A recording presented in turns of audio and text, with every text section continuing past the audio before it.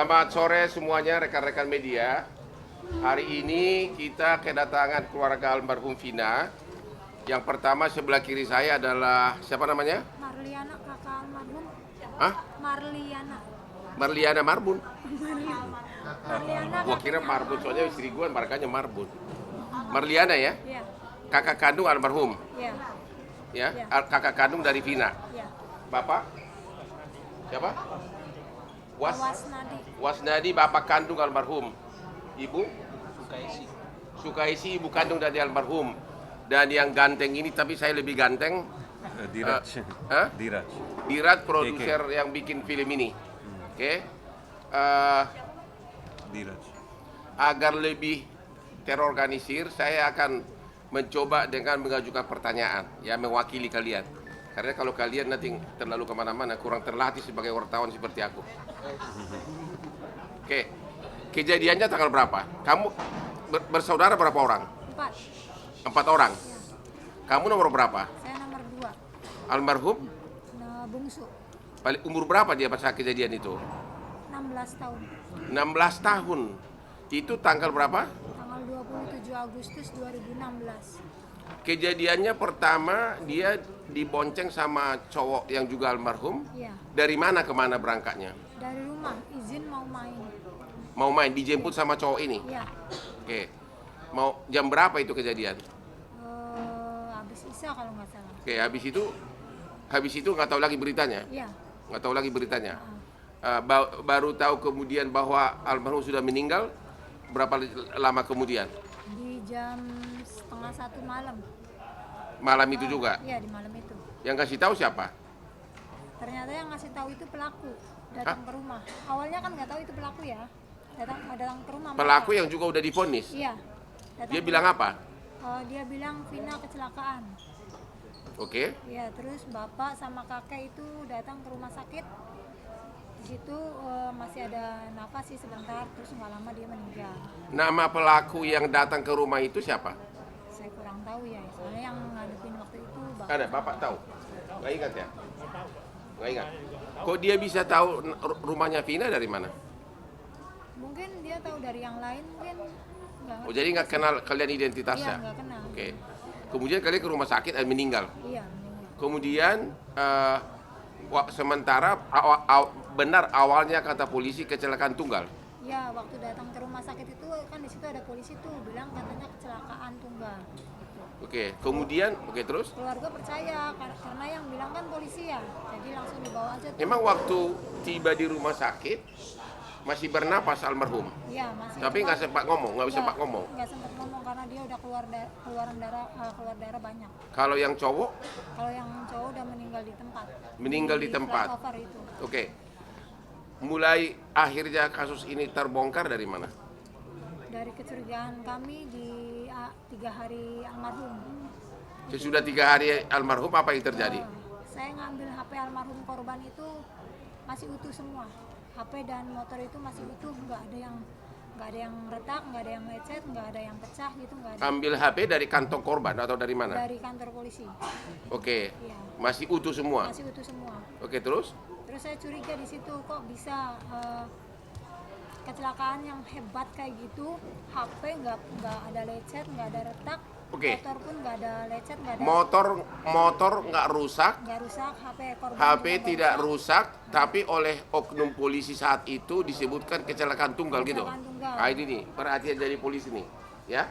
Motor tidak rusak, tapi HP tidak rusak, tapi pernyataan pertama dari polisi disebutkan kecelakaan tunggal. Oke, terus? Terus saya pulang, saya sama keluarga yang lain tanda tanya di situ, cuman Ya. kami keluarga nggak ngerti apa-apa, cuman hanya Ya. sekedar bertanya-tanya aja. Terus nanti malamnya itu jam 1 malam saya ditelepon sama abangnya temennya bahwa bilang kalau almarhum adik kamu masuk ke tubuh ponakannya. Jam 1 malam saya datang sama bapak itu ke sana. Oke. Terus Jam menceritakan. 1 malam hari ketiga, kalian ditelepon oleh abangnya yang kesurupan itu. Iya. Namanya siapa? Linda. Oh, Linda kesurupan. Berapa jauh rumahnya dari rumah kalian? Berapa jauh sih? 1 kampung, 2 kampung? Enggak. Ya pokoknya kalian pergi ke rumahnya. Iya. Terus ditelepon sama abangnya, katanya Linda kesurupan gitu. Ya, adik kamu nggak mau pergi sebelum ada yang disampaikan Oke, akhirnya kalian datang ke sana. ke sana. Kamu ikut, Saya sama bapak. bapak-bapak. Terus Iya. apa yang kau lihat? Di situ almarhum cerita semuanya kejadiannya, bahwa bilang dia itu jangan terkecoh sama polisi, Mbak. Saya bukan kecelakaan. Kalau saya kecelakaan pasti baret semua saya. Di situ saya nggak baret, nggak apa. Dia cerita semuanya, cerita bahwa Si yang kesurupan Linda ini ngomong begitu. iya, Terus apalagi yang dia ngomong? ngasih tahu bahwa dia perkosa, Diperkosa, dibunuh, dibunuh. disiksa gitu, kayak dipukul balok, dipukul batu gitu. Dia cerita Yang berkosa itu benar 13 orang katanya. 11. 11. 11. Katanya nggak semuanya. Apa? 11 orang yang pelaku, cuman nggak semua perkosa. Oke, ada berapa orang yang perkosa nggak tahu. Lupa saya. Oke, terus apa lagi yang dicerita? Ya, terus dia disiksa kayak dipukul batu, dipukul bambu gitu.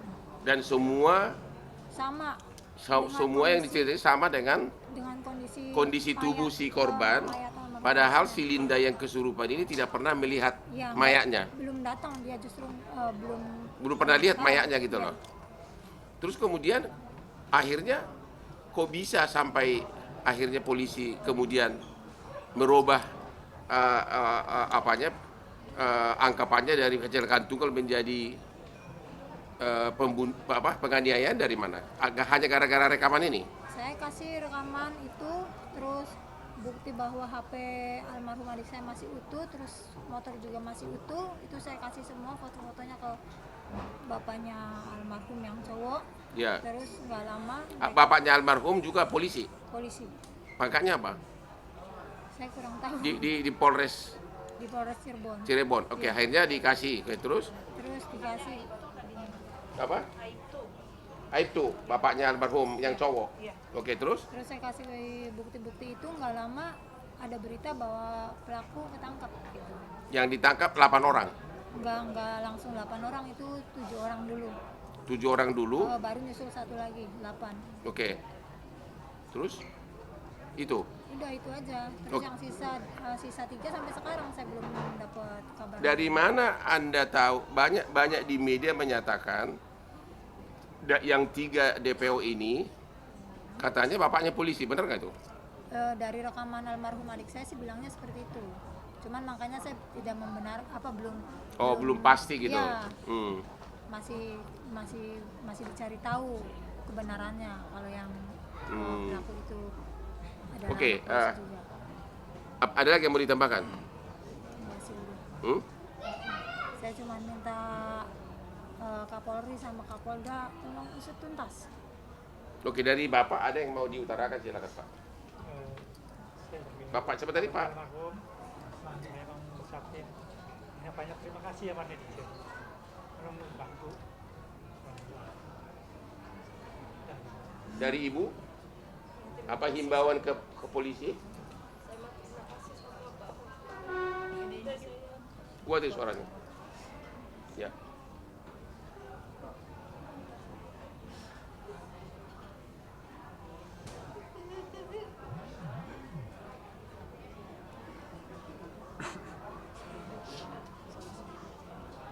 Intinya Ibu mengucapkan terima kasih kepada Pak Hotman Paris, kepada Pak Derat, pada netizen se-Indonesia yang sudah mau membantu menaikkan lagi kasus ini, membantu supaya Oke. terungkap. Tadi saya telepon sama apa pakainya? Aib itu siapa? Yang polisi tadi? Kanit Pak. Ya, siapa namanya? Denny.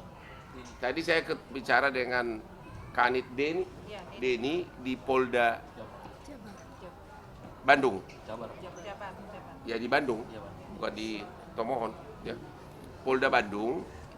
Ada hal yang menarik pernyataan dari si Deni ini, Kanit dari Polda Bandung.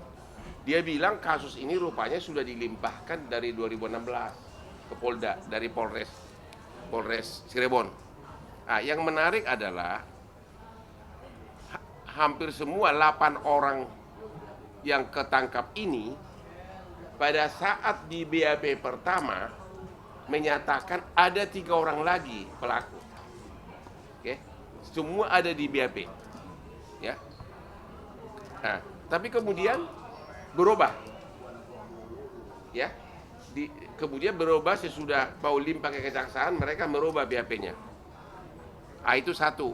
Dari segi logika manusia normal pun nggak mungkin 8 orang itu ngarang cerita bersamaan di awal-awal pada saat ditangkap, ya kan? Berarti benar itu ada 3 orang, ya, dari penafsiran kita sebagai ahli hukum. Karena pada saat di BAP kan terpisah, hampir semuanya mengatakan ada 3 orang lagi. Tapi pada saat dilimpahkan ke kejaksaan, mereka merubah BAP sehingga diduga ada pengaruh di sini. Ada pengaruh di sini sehingga 3 orang ini bahkan sampai sekarang seolah-olah alamatnya tidak jelas, padahal itu harusnya di BAP itu ada, ya. Dan jadi himbauan kami kepada Bapak Kapolri adalah ini ada sesuatu yang tidak beres di penyidikan di awal. Kalau 8 orang pelaku sudah menyatakan ada 3 orang lagi sebagai pelaku yang lain dan itu bersamaan semua dalam BAP terpisah, ya, nggak mungkin itu karangan, nggak mungkin itu koinsiden.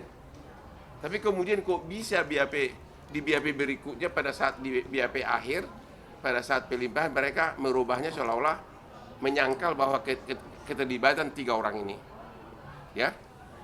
Yang kedua, pada saat ini produser Diraj pada saat mau syuting, ya, boleh diceritakan nggak ada oknum polisi yang datang menghalangi agar jangan dilanjutkan syutingnya? Ya, saya pada saat itu nggak ada di lokasi, tapi kebetulan tim saya yang bilang, dan sebelum datangi keluarga dulu, ya. Mengatakan apa? Bilang apa? Katanya. Oknum polisi bilang apa? Dia mengaku polisi dari mana? Dia nggak bilang sih dari mananya, cuman dia bilang intel aja. Pakai seragam atau pakai apa? Nggak pakai baju bebas. Baju bebas. Iya. Oke. Dia bilang kenapa disetujuin bikin film? Harusnya jangan, nanti bikin nama jelek polisi katanya. Jadi nggak tahu pasti apakah dia polisi atau intel polisi. Nggak tahu. Tapi dia mengatakan bikin nama jelek polisi. Dia bilang begitu. Ya. Nantinya image-nya jelek. Saya bilang saya tidak menjelekkan, saya bicara jujur. Memang 8 tahun sampai 8 tahun sekarang 3 ini kemana? Kabarnya seperti apa? Ya. Gitu. Saya tidak bermaksud untuk menjelekkan. Kalau yang datang ke lokasi syuting, Ya, tim saya. timnya dibuka juga agar dilarang juga untuk Ya, syuting. salah satu. Nah, berarti ini semakin menguatkan ada orang yang tidak ingin identitas 3 orang ini terungkap. Jadi himbauan kami kepada Bapak Kapolri dan Bapak Kapolda Jabar agar kasus ini dibuka ulang, penyidikannya khusus terhadap 3 tersangka, dan agar diamankan semua BAP dari 8 terpidana ini yang menyatakan bahwa 3 orang pelaku ini yang sudah DPO terlibat. Ini pasti ada pengaruh besar dari oknum aparat di daerah Jawa Barat ini, ya, karena 8 orang pelaku menyatakan ada 3 lagi pelaku, tapi kok bisa mereka merubah BAP-nya bersamaan lagi merubahnya? Ada apa? Kita sebagai ahli hukum udah tahu lah, nggak usah pakai ahli hukum, orang biasa pun tahu itu. Kalau rame-rame mengakui ada keterlibatan 3 orang, itu bukan karangan, itu bukan koinsiden, dan nggak ada alasan mereka untuk ngarang, ya. Jadi himbauan kami agar kasus ini khususnya identitas 3 orang ini bisa ketahuan, agar keluarganya mulai dipanggil untuk di BAP. Bila perlu semuanya narapidana ini di BAP ulang, ya, di BAP ulang untuk mengetahui 3 identitas ini, 3 identitas yang DPO ini, karena ini sangat menyentuh rasa keadilan kita di Indonesia ini. Masih ada lagi nggak? Ada yang mau diterangkan lagi? Ya, jadi intinya kalau saya bicara dari film, intinya kalau nggak ada film ini kan kasihan keluarga. Udah 8 tahun kasus sudah terkubur, ya. Dan dengan adanya film ini bisa didampingin oleh pengacara top, ya kan? Dan Polda Jabar juga udah beli statement kemarin. Itu kan semua dorongan dari netizen. Awal saya ketemu kalian kan tidak bisa senyum seperti sekarang gitu. Ya, jadi intinya ya itulah semoga keluarga mendapatkan Itu keadilan. filmnya udah tayang ya? Lagi jalan, lagi tayang Pak. Di Jakarta kapan? Lagi main. Lagi main di bioskop mana? Saya di sini ada nggak yang cocok jadi Asprigo untuk nonton?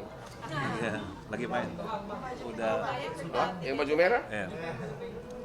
Udah 6 hari Pak. Udah 6 hari ya, oke. Jadi 7 hari. Pak, hampir 3 juta lebih. Iya. untung dulu dong. Oke, namun demikian, tentu tetap terima kasih karena gara-gara itulah kasus ini, pengais keadilan ini. Bayangkan coba, mereka sendiri nggak tahu kejadiannya. Mereka kok waktu pertama kali disebutkan kecelakaan tunggal, yang mengatakan itu adalah oknum polisi, padahal motornya nggak rusak, handphonenya nggak rusak. Jadi dari awal ini sudah ada sesuatu kekurang seriusan penanganannya. Tapi Audio Jungle.